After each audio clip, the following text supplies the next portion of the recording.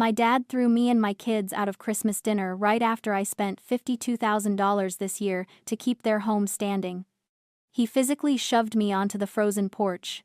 My kids huddled against my legs, trembling in the Vermont snow. Then my mom sneered that my sister, Olivia, deserved to be there more than I ever would. She slammed the heavy oak door in my face. The lock clicked. They thought I was the struggling freelancer who needed their charity. They didn't know I owned the debt that kept the lights on. So I walked to my car, opened my laptop, and I canceled everything. Drop a comment, and let me know where you're listening from and what time it is for you right now. I'd love to know who's part of our community. Have you ever been pushed too far by the people who were supposed to protect you? I drove my children to a rental cabin 10 miles down the mountain. My hands didn't shake on the steering wheel. Panic is a luxury for people who don't have a strategy, and I have made a career out of having a strategy for everything. I turned the heater up until the vents were blasting hot air against my frozen knuckles. In the back seat, my son asked why Grandpa was so angry. I didn't have a gentle lie prepared, so I told him the truth was complicated, but that we were safe. That's the job. You contain the volatility so the stakeholders don't panic. As the headlights cut through the whiteout, I thought about the narrative my parents had constructed around me. To Jeffrey and Patricia, I was Lyra, the struggling freelancer. The cautionary tale: they believed I lived in a cramped apartment and scraped by on gig work, barely affording rent. They loved that story. It made them feel benevolent when they offered me leftovers or criticized my unstable career choices. They didn't know about the acquisition. They didn't know that the little coding project I started in my 20s was now a logistics AI firm valued in the mid-8 figures. I never corrected them. Silence is a powerful asset. It let me see who they really were when they thought I had nothing to offer. And tonight, I saw everything. We arrived at the cabin. It was small, efficient, and warm, a stark contrast to the drafty, museum-like quality of the Victorian estate I'd just been exiled from. I got the kids settled with hot cocoa and a movie, their resilience breaking my heart in a way their grandfather's cruelty never could. Once they were distracted, I stepped into the small kitchen and opened my laptop. I wasn't looking for a hotel or a flight home. I was looking at my banking portal. There it was, in black and white pixels. A wire transfer for $52,000. Status: cleared. I stared at the number. 2 weeks ago, I'd received a notification that the county was moving to seize my parents' estate for unpaid property taxes and mortgage arrears. They were days away from losing everything. My parents, the great academics, were financially illiterate, drowning in the upkeep of a legacy they couldn't afford. I hadn't told them. I hadn't asked for gratitude. I had simply wired the money to the county, clearing the debt anonymously. I had effectively bought the roof over their heads. And in return, they had thrown me out into the snow because my presence disrupted their aesthetic. I closed the laptop. The screen went black, reflecting my face. I didn't look like a victim. I looked like an investor who had just realized she was pouring capital into a failing enterprise. I had spent years trying to earn my way into their hearts with silent competency. But all I had done was subsidize their abuse. I wasn't their daughter tonight. I was the solvent force they didn't know they needed. And I was done being the silent partner. Settled into the silence of the cabin, with the kids finally asleep in the bunk beds, I allowed myself a moment of morbid curiosity. I pulled my phone from my coat pocket. The screen lit up with notifications, dozens of them, tagging me, messaging me, linking me. They weren't asking if we were safe in the storm, they were sending me a link. I clicked it. It opened to TikTok. There was my sister, Olivia. The ring light reflected in her tear-filled eyes. She was wearing a cashmere sweater I knew she'd rented, sitting in front of the fireplace in our parents' living room, the same room I'd been barred from entering just hours ago. The caption read, "A Christmas miracle, saving my family's legacy." I watched, transfixed by the performance. "I didn't want to share this," Olivia whispered to the camera, wiping away a perfectly placed tear, "but it's been such a hard year. My parents, they almost lost everything. The historic estate has been in our family for generations, and the tax liens were going to take it away." She paused for dramatic effect, looking off camera as if overcome with emotion. So I did what I had to do, she continued, her voice trembling. I drained my savings. I sold my investments. I wired $52,000 to the county this morning.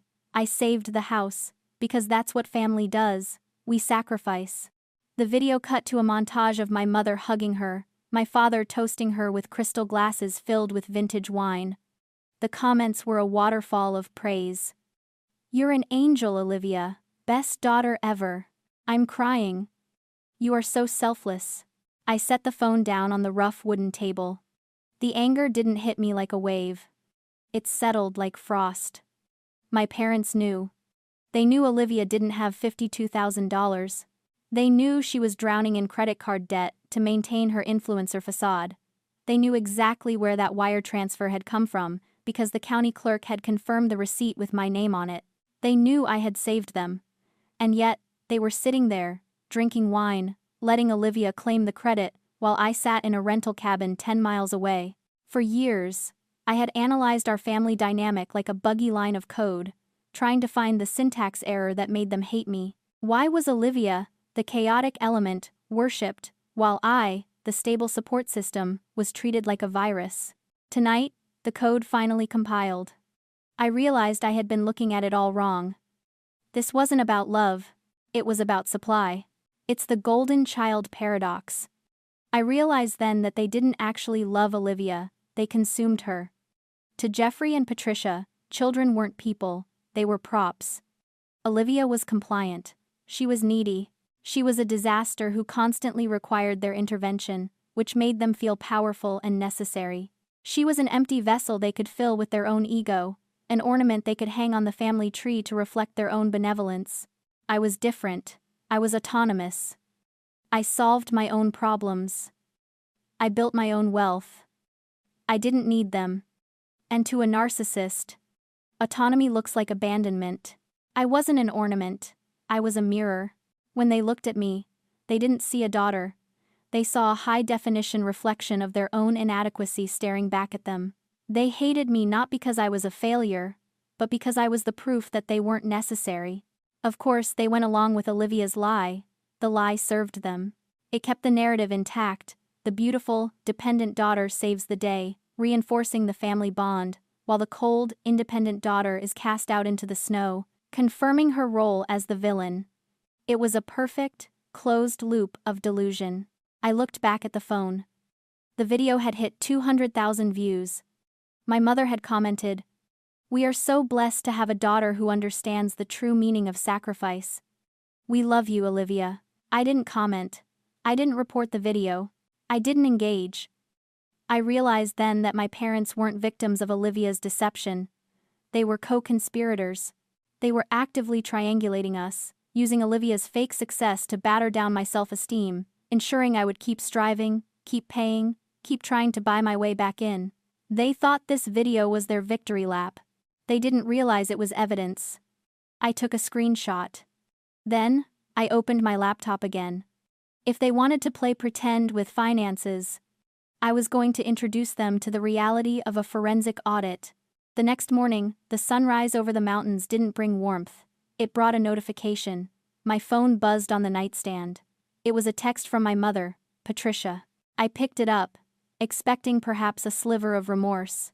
Maybe the alcohol had worn off. Maybe the reality of kicking her daughter out into a blizzard had finally penetrated her obsession with propriety. I was wrong. "Lyra," the text read, "I hope you're happy. Your dramatic exit ruined the aesthetic of the evening.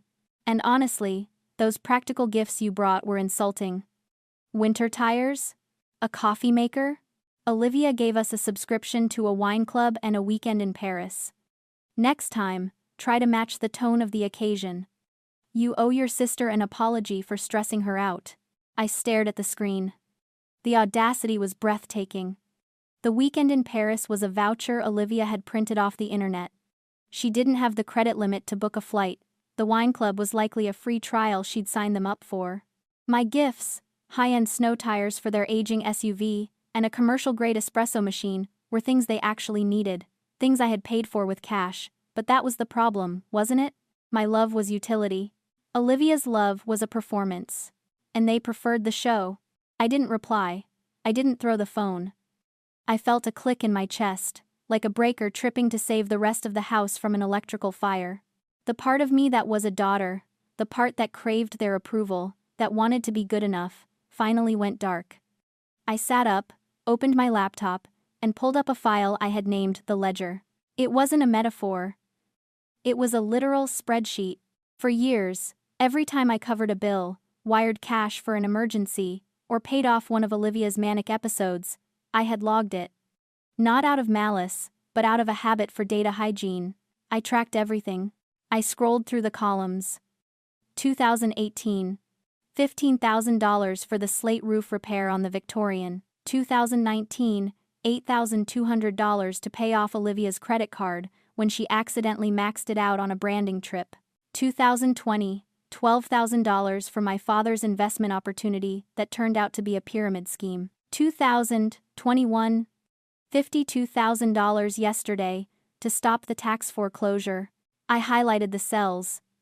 I ran the sum function. The total was staggering. It was enough to buy a starter home in cash. It was enough to fund a seed round for a new startup. I looked at that number, and for the first time, I didn't see it as generosity. I saw it as the price of admission. This is the sunk cost fallacy in action. I had been pouring capital into a relationship that had zero return on investment, convinced that if I just paid a little more, worked a little harder, they would finally yield a dividend of love. But people like Jeffrey and Patricia don't pay dividends. They just dilute your shares until you own nothing. I had been buying a seat at a table where I was the main course. I closed the spreadsheet. I wasn't their child anymore. In that moment, I reclassified my family. They were no longer mom and dad. They were a non-performing asset, a liability that needed to be liquidated from my portfolio. I picked up my phone and dialed Marcus, my corporate attorney. It was a holiday, but Marcus answers my calls because I pay his retainer on time. "Lyra?" he answered, sounding surprised. "Merry Christmas. Is everything okay?" "I need you to initiate an acquisition," I said. My voice was flat, devoid of the tremor that had been there last night. "On a holiday? What are we buying? A competitor?" "No," I said. "Real estate. My parents' estate. The tax lien I paid yesterday only stopped the immediate seizure.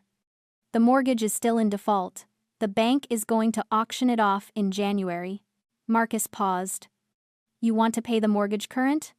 "No," I said. "I want to buy the note. I want to own the deed. I want you to set up a blind LLC. Something generic. Like Vermont Holdings Group. I want to attend the foreclosure auction, and I want to buy the property for cash." "Lyra," Marcus said, his tone shifting from lawyer to friend. "If you do this, you become their landlord. You hold the keys to their life. That's a nuclear option." I looked out the window of the cabin. The snow was blindingly white, covering everything in a clean, cold blanket. "They threw me out into the snow, Marcus. They told me I didn't belong in that house. I'm just going to make it official." "Okay," Marcus said. "I'll draft the papers. We'll be ready for the auction." I hung up. I didn't feel guilty. I felt efficient. This wasn't revenge. It was a hostile takeover. The week between Christmas and the auction wasn't spent in anxious waiting. It was spent in due diligence. I treated the acquisition of my parents' estate like any other business merger. I ordered a title search, a lien check, and a full forensic accounting of any financial entanglements attached to the property address. I wanted to know exactly what I was buying. I didn't expect to find a crime scene. 3 days before the auction, I was on a secure video call with Marcus and a forensic accountant named Silas. Silas is the kind of man who looks at numbers and sees ghosts. He doesn't make small talk. "Lyra," Silas said, pulling up a shared screen, "we found a discrepancy in the historical data linked to your social security number. It's regarding a custodial account. A stock portfolio established by a Henry van der Hoeven in 1995. My grandfather," I said.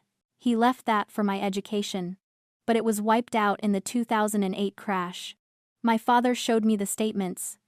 The market took it all."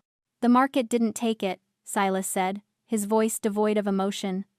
The account was liquidated in full on September 12, 2008.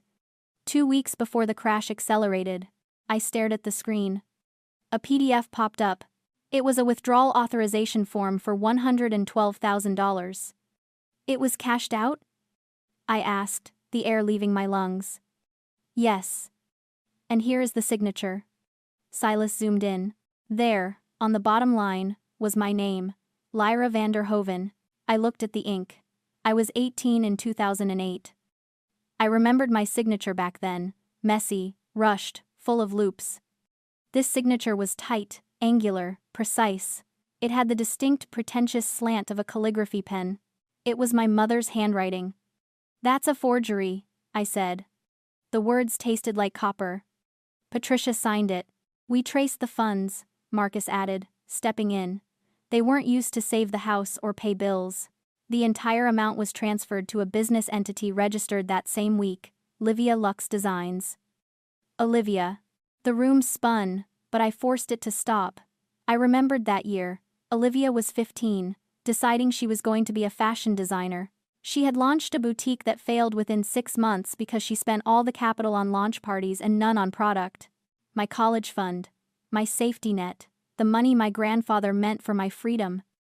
It hadn't evaporated in a global economic crisis. It had been stolen to fund a teenager's vanity project. For 14 years, I had believed their lie. I had worked 3 jobs in college, skipping meals, taking loans, believing we were all victims of a bad economy.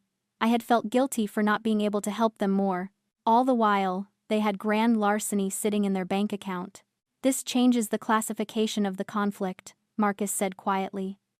This isn't a family dispute anymore, Lyra. This is felony fraud. The statute of limitations might be tricky given the time frame, but the moral leverage, it's absolute. They stole 6 figures from you. I looked at the forged signature again. I didn't feel the sting of betrayal this time. That part of me was dead. Instead, I felt the cold, hard click of a weapon loading. They hadn't just neglected me. They had cannibalized my future to feed Olivia's ego. They had looked at my potential and decided it was less valuable than Olivia's hobby. Do you want to file a police report? Marcus asked. No, I said. Not yet. A police report gives them a chance to play the victim. To cry to a jury about hard times. I don't want them in prison, Marcus. I looked at the date of the auction on my calendar. I want them destitute. I want them to know that the daughter they robbed is the one holding the deed to their shelter. Add this document to the closing binder. When I walk into that house, I want the evidence of their theft sitting right next to the eviction notice. Understood, Marcus said. I closed the laptop. The theft was the final variable in the equation. It validated everything. Buying the house wasn't cruel. It was simply asset recovery. The auction took place on a Tuesday morning. I didn't go to the courthouse. I sat in my home office. 3 monitors humming. A secure VPN tunnel connecting me to the county's foreclosure portal.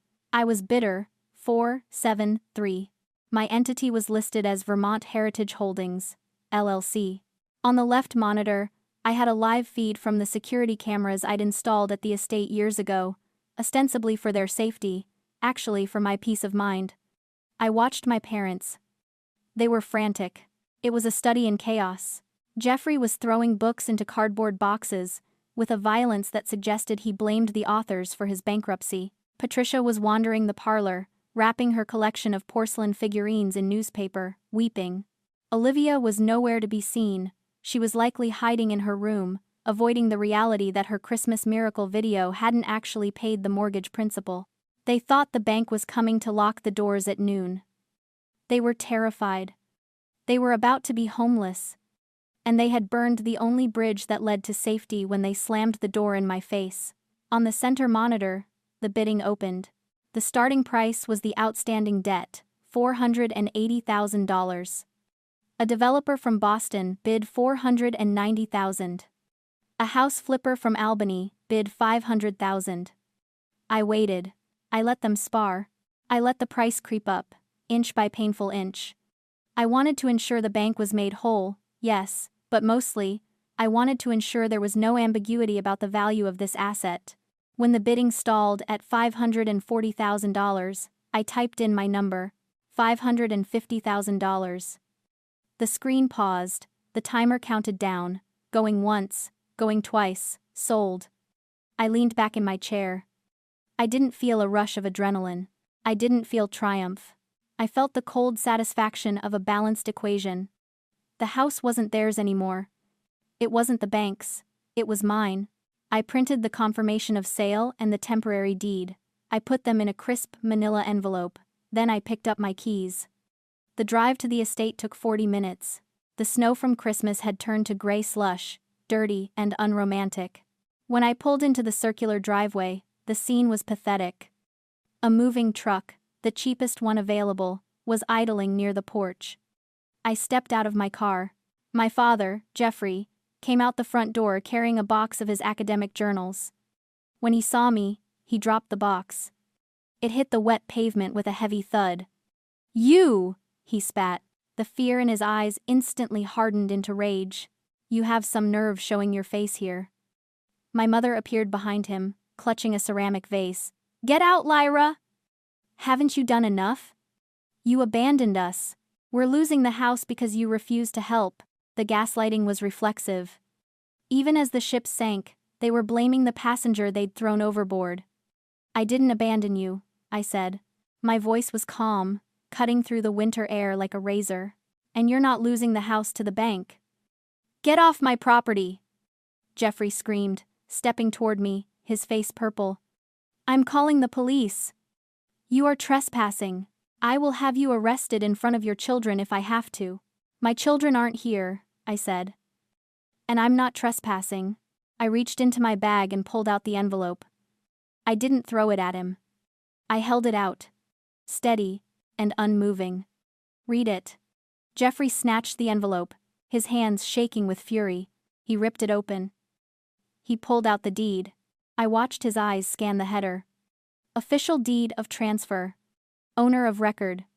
Vermont Heritage Holdings, LLC. He looked up, confused. "What is this?"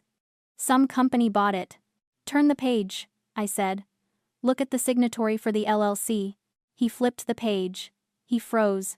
He stared at the signature line. Then he looked at me. The color drained from his face so fast he looked like a corpse. He handed the paper to my mother. She read it and let out a sound that wasn't quite a scream. It was the sound of a worldview shattering. "You," she whispered. "I bought the debt," I said. "I bought the lien, and 10 minutes ago, I bought the title. I own the roof, the walls, the floor you're standing on, and the gate you tried to lock me out of." I took a step forward. For the first time in my life, I towered over them. "I'm not trespassing, Jeffrey. I'm the landlord." The silence in the driveway was absolute. Even the winter wind seemed to hold its breath. Jeffrey and Patricia stared at me. Then at the deed in my mother's hands. Then back at me. They looked like statues carved from ice, frozen in a moment of incomprehension. Olivia appeared in the doorway then, drawn by the commotion. She was wearing a silk robe, her hair wrapped in a towel, oblivious to the fact that her carefully curated life had just evaporated. "What's going on?" she called out, annoyance in her voice. "Why is there a moving truck? Mom? Dad?" She saw me, her eyes narrowed. "Lyra, what are you doing here? I thought we made it clear you weren't welcome." I looked up at her. She stood on the threshold of the house she claimed to have saved, radiating entitlement. "You're right," I said. "I wasn't welcome. So I bought the welcome mat, and the door, and the house attached to it." "What is she talking about?" Olivia demanded, looking at our parents. Jeffrey didn't answer. He couldn't. He was still staring at the signature on the LLC document, his mind likely racing through the legal implications of a daughter he had underestimated for 32 years. Patricia finally spoke. Her voice was thin, trembling. You can't do this. You can't just buy our home. It's not for sale." "It was for sale," I corrected. "At public auction, because you didn't pay the mortgage for 8 months, and because Olivia's Christmas miracle was a lie." I turned to Olivia. "The county clerk confirmed the wire transfer came from my account, Olivia, not yours. You didn't save anything. You just stole the credit." Olivia flushed, her mouth opening and closing like a fish. I was going to pay you back. I just needed the content for my brand deal. I have sponsors watching. You don't have sponsors, I said.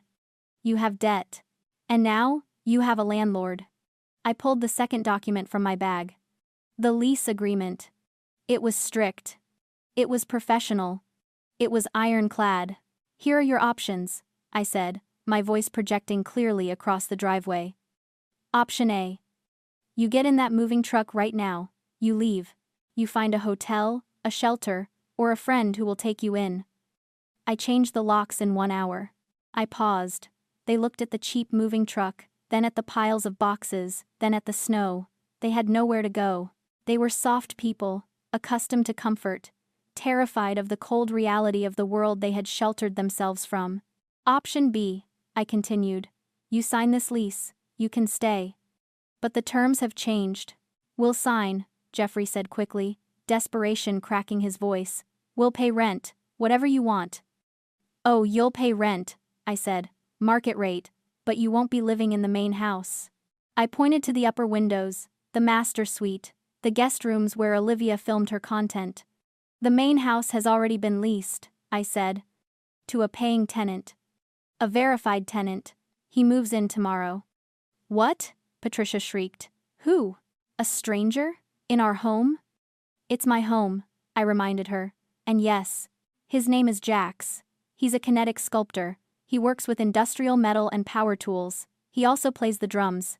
He's looking for a space with good acoustics and no judgment. I gave him a very favorable rate on the condition that he fully expresses his artistic vision at all hours. The horror on their faces was visceral. Jeffrey, the retired academic who needed absolute silence for his research. Patricia, who viewed noise as a moral failing. Olivia, whose entire brand relied on a quiet, aesthetic backdrop. You can't be serious, Olivia gasped. I am, I said. If you want to stay on the property, you can rent the servants' quarters. The carriage house in the back. It's 2 bedrooms, 1 bath, cozy, efficient. You'll all fit if you downsize. I held out the pen. The carriage house? Patricia whispered. It's for the help. It's shelter, I said. Which is more than you offered me on Christmas Eve. I looked at my watch. You have 5 minutes to decide. Jax arrives at 8 a.m. tomorrow, with his welding equipment. They looked at each other. The silence stretched. Heavy and suffocating, they realized, finally, that the hierarchy had inverted. The golden child was broke, the parents were destitute, and the black sheep held the deed. Jeffrey took the pen. His hand shook. He didn't look at me. He signed the lease. Patricia signed next, weeping silently. Olivia refused to touch it, storming back inside to pack her essential skincare products, likely realizing the carriage house didn't have the lighting for a makeup tutorial. I took the lease back. I checked the signatures. Valid. Rent is due on the 1st, I said. Don't be late. I evict on the 5th. I walked back to my car. I didn't look back at the house. It was a beautiful building, historic and grand. But as I drove away, watching it shrink in the rearview mirror, I realized something profound. That house wasn't a home. It was just real estate. It was wood and stone and legacy, but it was cold. Home wasn't a place you inherited. It wasn't a place you bought to impress people. Home was the safety you built. It was the warmth you created for the people who actually loved you. I drove back to the cabin, to my children. They were waiting for me. We would find a new house, a real home, somewhere far away from the Victorian estate and its ghosts. I had bought the house not to live in it, but to dismantle the weapon they used against me. I had disarmed them. And now, finally, I was free. If you've ever had to build your own sanctuary to escape the people who should have been your safety, share this video. You are not alone.